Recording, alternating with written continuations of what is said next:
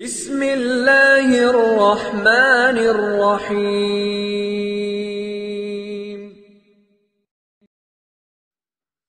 بسم اللہ الرحمن الرحیم وبہ نستعین اللہم صلی علی محمد النبی الامی وعلی آلہ وسلم تسلیما۔ نسیم صبح کا پیغام لے کر حاضر خدمت ہیں۔ آپ کے علم میں ہے کہ نسیم صبح کا جو یہ درس آتا ہے یہ بہت قیمتی ہوتا ہے، امت اس سے بہت فائدے اٹھا رہی ہے الحمدللہ، اور یہ دروشی پڑھنے والوں کے لیے بہت اصلاحی ہوتا ہے، اور میرا دل تو یہ چاہتا ہے کہ ہر دروشی پڑھنے والا اس کو ضرور دیکھا کرے تاکہ ان کی تربیت بھی ساتھ ساتھ ہوتی رہے اور ان کو اس طرح کی تربیتی اور اصلاحی باتیں بھی مستقل ملتی رہیں جن کی ضرورت ان کو بھی ہے اور سب کو ہے۔ میں بھی اچھوتا نہیں ہوں، تربیت کی ضرورت مجھے بھی ہے۔ میں بھی اپنی تربیت اور اصلاح کے لیے اپنے بزرگوں کی طرف رجوع کرتا ہوں۔ میں بھی چاہتا ہوں اپنے بزرگوں کے ان کے جوتے سیدھے کرنا اپنے فخر سمجھتے ہوئے۔ خیر بہرحال آج بات کریں گے درود شریف پڑھنے والوں کی کیفیات سے متعلق۔ بہت امپورٹنٹ بات ہے، اگر آپ قدر کریں تو یہ بہت ضروری چیزیں ہیں جو میں عرض کرنا چاہتا ہوں، لیکن درخواست کرتا ہوں کہ اگر بات سمجھ آئے تو لاسٹ تک دیکھیں۔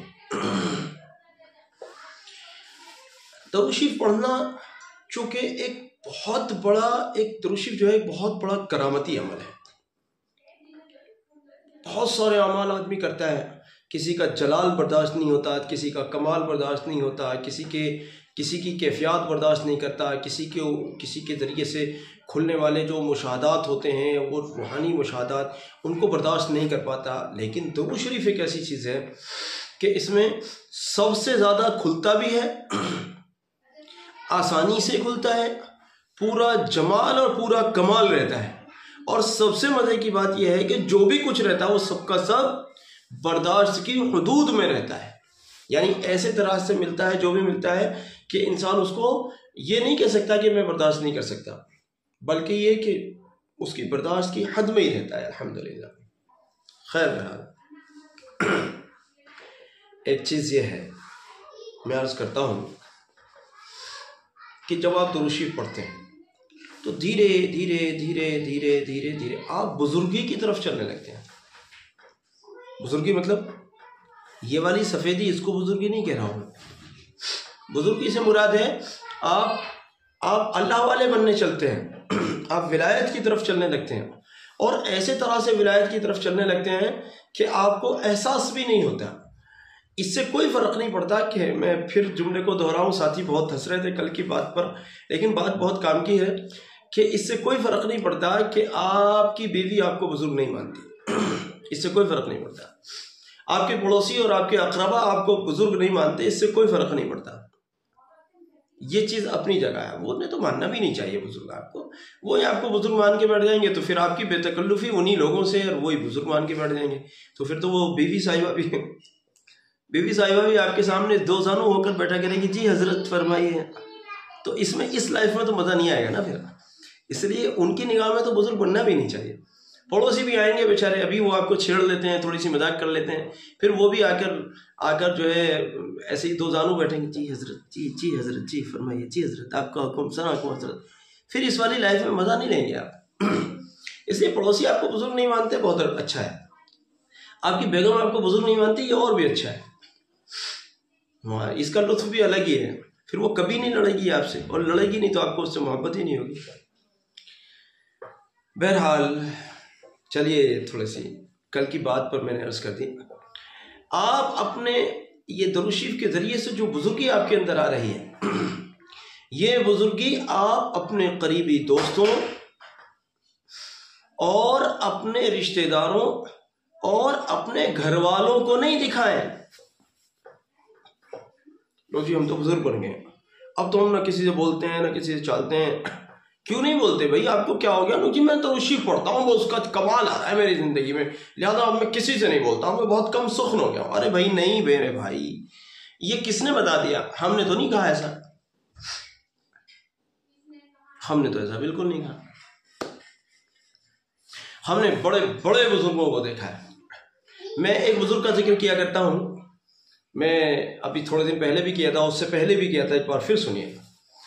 ایک بزرگ آئے رواقی خالد کی چھت پر جہاں ہم سوئے ہوئے تھے صبح کو علی الصبح. دارالعلوم میں تہجد میں ایک گھنٹہ بجتا ہے، بہت دیر تک بجتا ہے، وہ بہت دیر تک بجتا ہے، اور اس کے تھوڑی دیر بعد میں پھر اذان ہو جاتی ہے. اس درمیان میں گھنٹے وغیرہ کے بعد میں ایک استاد آتے ہیں، ان کا حلقہ بٹا ہوا تھا، وہ اس علاقے میں آتے ہیں، اٹھ جائیے، صبح کے لیے اٹھاتے ہیں. تو جس حصے میں میں لیٹا ہوا تھا اس روز رواقی خالد کے اوپر کے حصے میں ایک بزرگ تشریف لائے. انہوں نے کہا مولوی صاحب اٹھ جائیے، اللہم صلی علی محمد، مولوی صاحب اٹھ جائیے، اللہم صلی علی محمد، مولوی صاحب اٹھ جائیے، اللہم صلی علی محمد. یہ ان کا انداز تھا. اب یہ تو ان کا ظاہری درود شریف تھا. وہ 24 گھنٹے میں کتنا درود و سلام بھیجتے ہوں گے نبی صلی اللہ علیہ وسلم پر، یہ میں نے تو ان سے کبھی پوچھا نہیں. لیکن یہ ضروری امید ہے کہ یقیناً جو شخص اتنے بھی لمحے کو کہ اتنے وقت کو بھی ضائع نہیں کر رہے ہیں، وہ اپنی ڈیوٹی بھی کر رہے ہیں، ان کی ذمہ داری لگائی گئی ہے انتظامیہ کی طرف سے، گویا وہ اپنی ڈیوٹی بھی کر رہے ہیں، نیکی بھی کما رہے ہیں، اتنے ساروں کو نماز کے لیے اٹھا رہے ہیں، اور درود شریف بھی نہیں چھوٹ رہا ہے.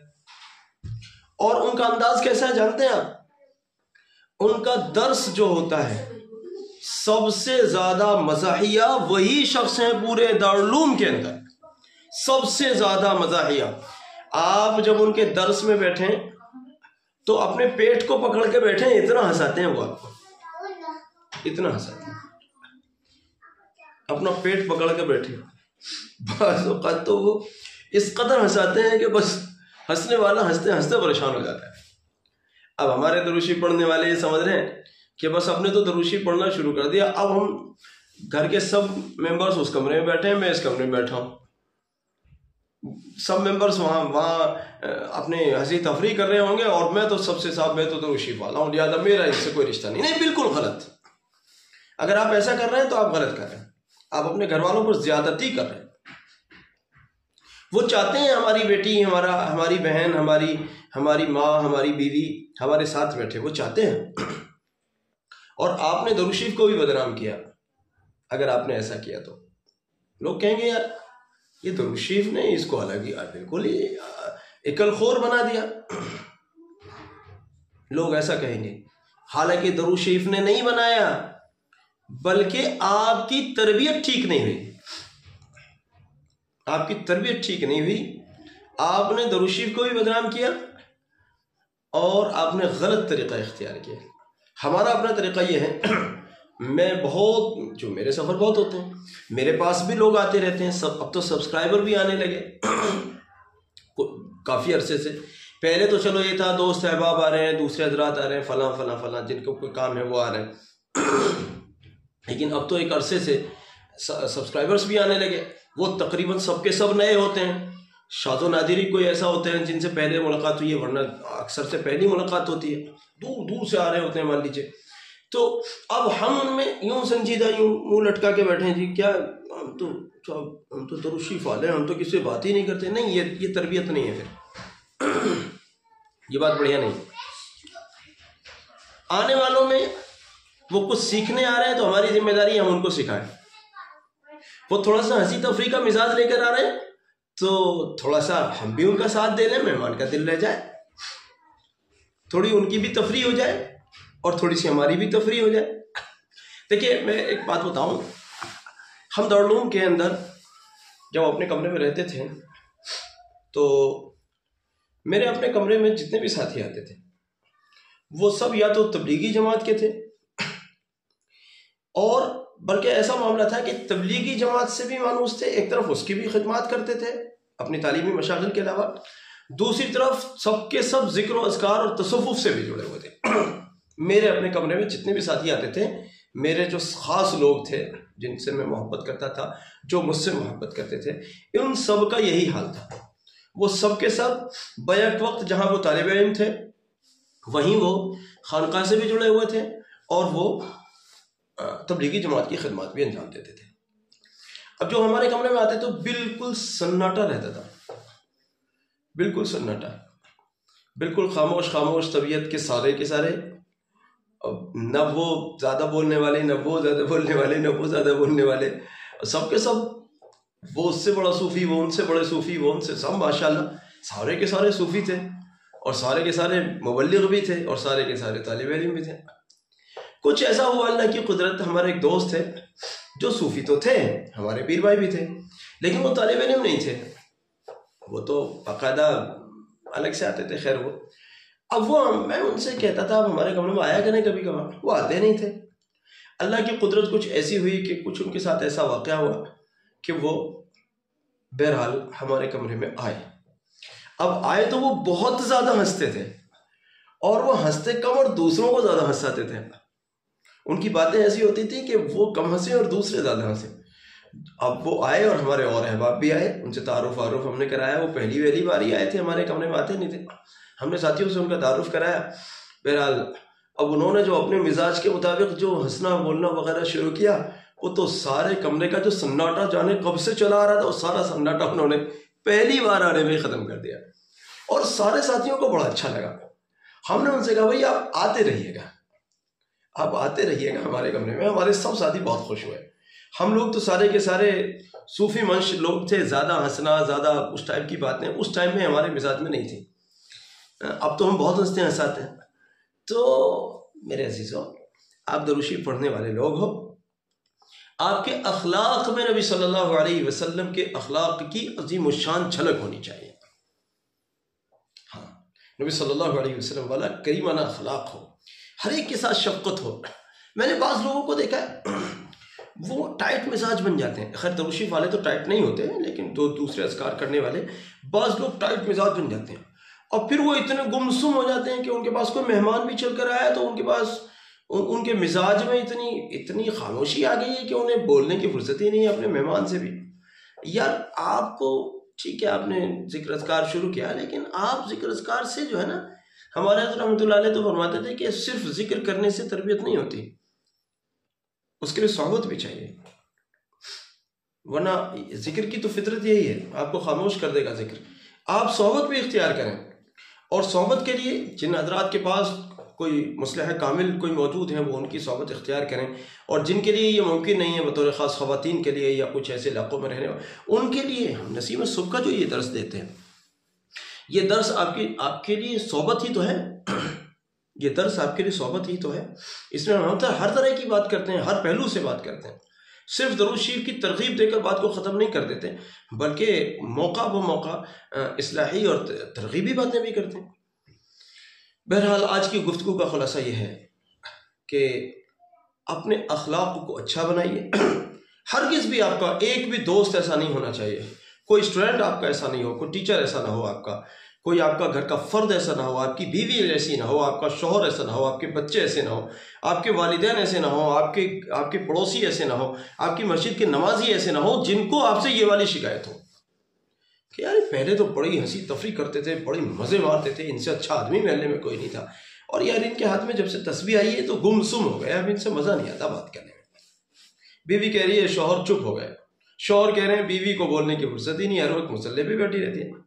ایسے نہیں بنا رہے ہم آپ کو، اگر آپ ایسا بن رہے ہو تو پھر یہ آپ خود سے بن رہے ہو، ہم آپ کی ایسی تربیت نہیں کر رہے ہیں۔ ہم تو یہ چاہتے ہیں کہ جس طرح سے آج لوگ آپ سے شکایت کر رہے ہیں، یار یہ تو بولتے ہی نہیں ہیں، ہر وقت بس تسبیح پڑھتے رہتے ہیں۔ الحمدللہ ہمارے ساتھ جو بات کر رہا ہوتا ہے ہم اس سے بات کر رہے ہوتے ہیں، اور ہمارا درود شریف بھی چل رہا ہوتا ہے، وہ محسوس کرے نہ کرے، وہ ہم سے بات کر رہا ہوتا ہے، ہم اس سے بات کر رہے ہوتے ہیں، لیکن ہمارا درود شریف چل رہا ہوتا ہے، اللہ کا فضل ہے۔ اور ہم ہنستے ہنساتے بھی ہیں، لوگ بھی آ کر ہمیں جو جن کے ایسے مزاج ہوتے وہ بھی ہم سے ہنسی تفریح کی بات کرتے ہیں، اور ہم بھی موقع بہ موقع ہنسی تفریح کی بات کرتے ہیں۔ ابھی ہمارے یہاں 2-3 روز سے تقریب چل رہی تھی، اس میں ہمارے سارے بھائی لوگ جمع تھے۔ ایسے موقع کم ہی آتے ہیں، جیسا کہ سب لوگ اپنے اپنے مشاغل میں ہیں، ایسے موقع کم ہی آتے ہیں کہ سب لوگ سارا کنبہ سارا گھرانہ ایک ساتھ جمع۔ اس موقع پر ہم کئی روز سے سب لوگ ساتھ میں اٹھ رہے بیٹھ رہے تھے، ساتھ میں ایک دوسرے کی چٹکیاں لے رہا تھا، سب لوگ ہنس رہے تھے۔ کل کی بات بتاؤں، پرسوں کی بات، ہم دسترخوان میں بیٹھے تھے، ایک بھائی نے مجھ سے کوئی چیز مانگی جو میرے سامنے تھی، ان سے دور تھی۔ میں نے کوئی ایک ایسا لفظ کہا کہ ان کی ہنسی وہ اپنی ہنسی نہیں روک پائے، اور وہ بعد تک بھی ہنستے رہے. وہ میں نے تو نارمل سے کہہ دیا تھا, وہ ان کی ہنسی چھوٹ گئی اور وہ ہنستے ہی رہے, اور ناشتہ ختم ہو گیا مگر ان کی ہنسی ختم نہیں ہوئی. پھر میں جب میں کمرے میں گیا واپس, بعد میں جب ہاتھ واتھ دھو کے میں جب بیٹھا وہاں پہنچا, میں نے ان کو پھر چھیڑ دیا, وہ پھر بہت ہنسے. تو اس طرح سے بھائی کرو نا آپس میں, اس سے محبتیں بڑھتی ہیں. یہ آپ کا اخلاق ہونا چاہیے. یہ نہیں ہے کہ صاحب میں تو ترشی پھالا ہوں جی, آپ سب ہنستے رہو, میں تو چپ نہیں بیٹھا ہوں. نہیں, یہ نہیں, یہ طریقہ نہیں. ہم نے آپ کو یہ نہیں سکھا رہے ہیں, ہم آپ کو یہ نہیں سکھا رہے. اور اگر آپ ایسا کر رہے ہیں تو پھر آپ کو دیکھ کر لوگ درود شریف سے بھی بدگمان ہوں گے, ذکر اذکار سے بدگمان ہوں گے, جو کہ نہیں کرنا ہے. مجھے امید ہے میری بات کو آپ ٹھیک سے سمجھ گئے ہوں گے. مجھے امید ہے. میں اپنے احباب کو کثرت سے چھیڑتا ہوں.